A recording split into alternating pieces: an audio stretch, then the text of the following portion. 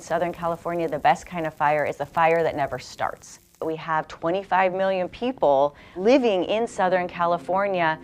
People are starting a lot of fires. About 95% of all fires in Southern California are caused by humans.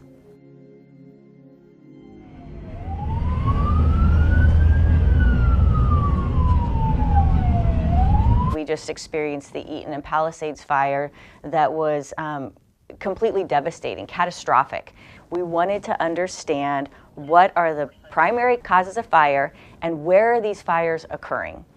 And so we created a GIS dashboard, a wonderful data set going back about 25, 30 years that show all the ignitions throughout Southern California.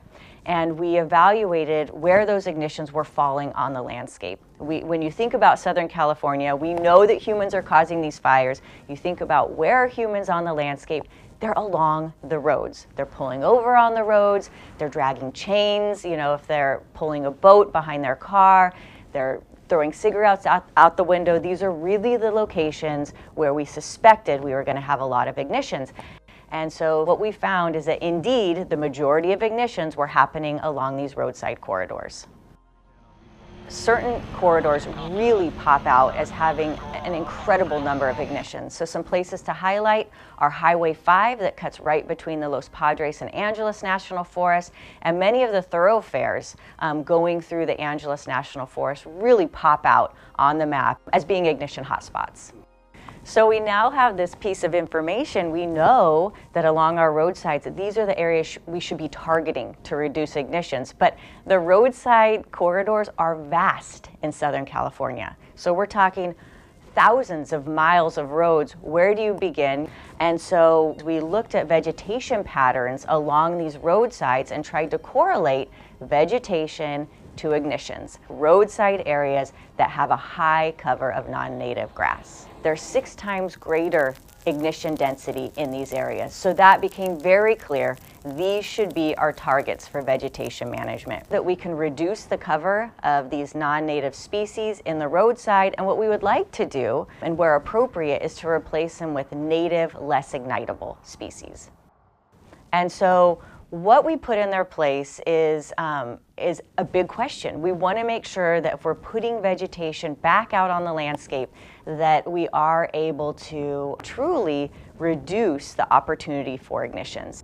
And so we have a partnership with UC Santa Barbara, and they are helping us understand the best methods for grass abatement, and they're helping us also understand which native species are most ideal to reduce ignitions in these landscapes.